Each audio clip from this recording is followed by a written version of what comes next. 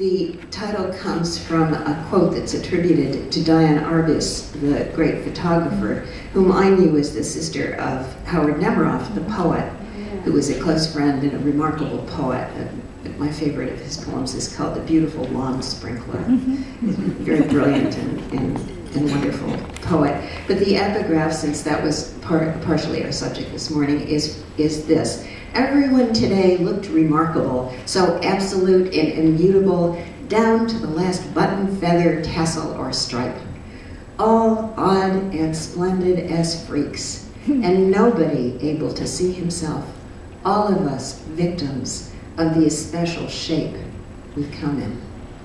So I love that quote and wrote the book around it. So this is the poem.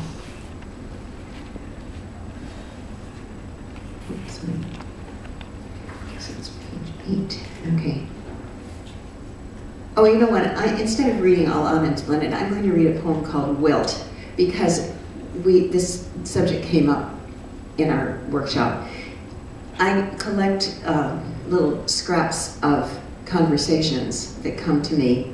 I overhear them, or that I'm part of them, and this is part of the conversation I reported this morning. So Wilt is the title of the poem. When the phone rings, Aaron says, "Hello," and I ask, "What are you doing?" He says, "Building orchid petals out of thin sheet silver."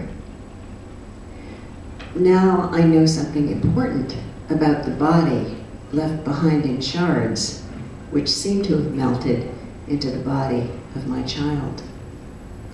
Then my mother, from her temple of brain, says something to her daughter about rain and rocks, something about the shape of earth as night pulls a skullcap over the mountains.